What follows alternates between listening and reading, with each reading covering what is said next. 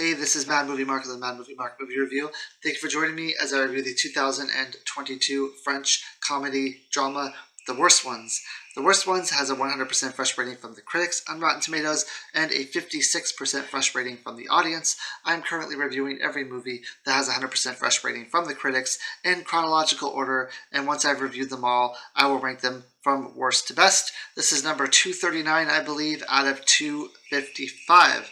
This movie is about a town, I would say it's like a poverty-stricken town in France called Picasso. There is a movie director who wants to make a movie about four children who are on the fringe of society, and he wants to try to show that he can break the stereotypes and show that these children are more than their stereotype and that they can live their dream and be anything that they want to be. The four children in this movie are Ryan, who has ADHD, Lily, who is somewhat weakened and depressed by the young death of her brother who died of cancer. She's also considered to be like the village bicycle where everyone gets a ride. Mary Liz, who I don't know a lot about because she kind of stopped midway through the movie and didn't want to be part of it anymore, and Jesse, who has had some academic problems. He's had some brushes with the law, I believe, and he's someone who needs to be macho. He needs to be like the big man in the room. He constantly brags about like sleeping with a lot of women and sleeping with women at a young age. And this movie, it refers to them as the worst ones because they're supposed to be like on the fringe of society, but I didn't get that at all. I felt like these are four children who just need to be treated as real people. They just need to be shown that they are not the worst ones and that they are real human beings, because when they are shown affection, they are shown love, and they are shown attention, and it's positive, they actually do really, really well, and they actually perform really well in society. And I think that's all they need. And I don't understand why these particular children were chosen. So we can start with Ryan. Ryan, like I said, has ADHD. His father is not in the picture anymore. He is not living with his mother. He's living with his sister. His mother was not able to raise him for whatever reason when she had him. She is trying to gain custody of him back, but the board who allows custody does not feel like she is ready yet. He says at the custody hearing that he wants to be with his mom, but that doesn't seem like that's the actual case. Now, he gets into fights at school. It seems like they're provoked when people make fun of his mom, like they know that that's the trigger, and they trigger him and he gets into fights. This just seems like a regular boy to me, like a regular young child who has had like maybe a bad draw in life where he doesn't have his father, he doesn't have his mother, but he's like all things equal, he is very quiet. He does keep to himself. His grades are not doing well in school, but he has someone who's he has like a tutor who's trying to help him with that. He seems like he has a lot of potential. He seems like he is not someone who I would consider like on the fringe of society, someone who is not going to make it in life. I feel like choosing him as, I mean, if he's one of the worst ones in this town, then it's not a very bad town, I would say, considering it's poverty-stricken. He still seems like he has a very good head on his shoulders. And once the director kind of takes him under his wing and almost treats him like a son. He buys him concert tickets to his favorite concerts, and he like gives him advice. He talks to him. He gives him heart-to-heart talks, and it seems like it really helps him grow and become like a good person. And it just seems like he's like a normal kid to me. Lily, I think Lily is someone that I liked her storyline the best, and I think it's because they go through a lot of work to show that she loved her brother before he passed away, that they were like each other's everything, and that she was really emotionally destroyed when he passed away. And you know, she did perform some sexual acts on some guys, but she still considers herself a virgin, and because of this, the town, this town that she's in, thinks that she's like this promiscuous girl who has sex with everyone, that she's really easy, and it's just not true. And she's developed this reputation that is not fair for her, that she believes is not fair. These gentlemen she thought she was in love with at the time, and it just didn't work out the way she wanted it to, and she can't get rid of this like looming this looming weight that's upon her, that she's like the village slut. I also think so. I would say they're the two main characters. There's also Jesse, who he's the first child that's interviewed and the first child that we're introduced to in the beginning of the movie. He is a bit of a troublemaker. He is someone who brags about having sex. He seems like he needs to have the attention on him. He needs to be like the big man in the room. He needs to be the jokester. He needs to, and this is all coming this usually comes from like some sort of vulnerable place where you're not confident in yourself, and you want to you want people to give you attention, so you can kind of feel better about yourself, type of thing. I would say he's a minor of the main characters. And then Mary Liss, I don't know anything about. Like, we didn't get a chance to really find out who she was, because she decided to quit halfway through the movie, and we'll talk about that later. I'll talk about that later. But these two main characters in the movie, this movie that they're making about these two kids, I would say, is not helping them at all.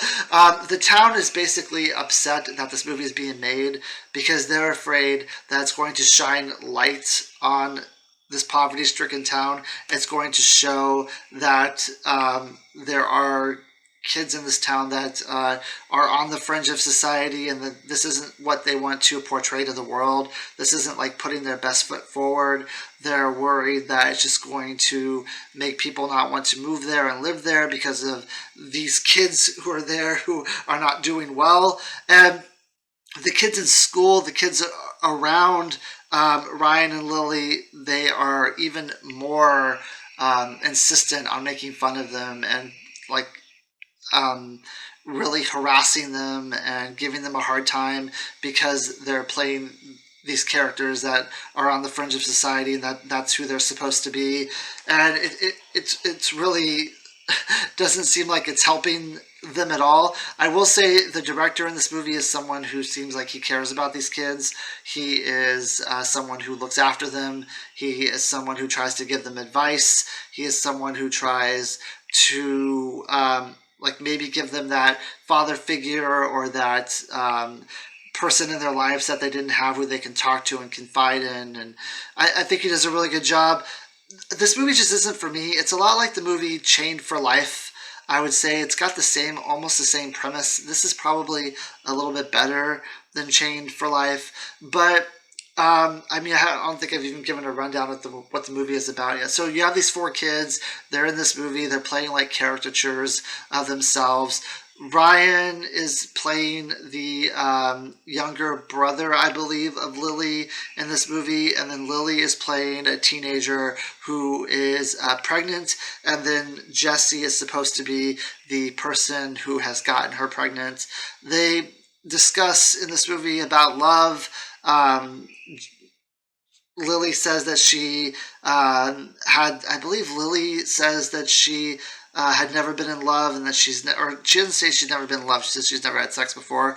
Jesse does say that he's been in love. There's like this sex scene that they're supposed to have together that's supposed to like bring them together in the movie. The movie really is, I would say, less about the movie and more about bringing these kids together and trying to make their life better than what it currently is. At least that's what I saw it as. I don't even think the final product of this movie is going to be any good, because I really don't understand exactly what the movie is about, and exactly how it's supposed to break these stereotypes, and exactly what it's supposed to be doing. There's a lot of vagueness in this movie, I would say, where you're just you're finding out a lot about these characters. You find out a lot about who Lily is and about Ryan is, about their lives, but you don't really figure out what's going on in this movie that they're supposed to be making. Then at the end, there's this weird scene where they let loose all these pigeons, and for some reason, Ryan has like the pregnant belly on, and I don't get it at all.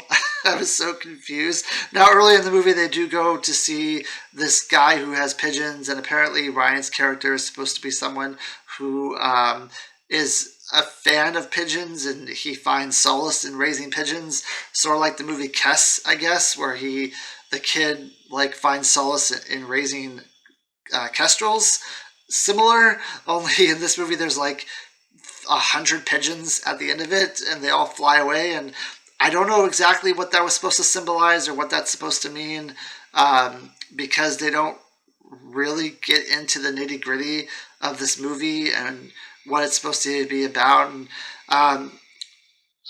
as following Lily's character, who I thought was the most fleshed out in this movie, she falls in love with one of the camera operators. I believe he is. He's like in his mid-30s, and this is someone who pays attention to her, someone who goofs around with her, someone who doesn't judge her, doesn't call her sluts, doesn't think badly of her, and she finds him to be attractive, and she takes an immediate attraction to him, and she ends up telling him that she's in love with him.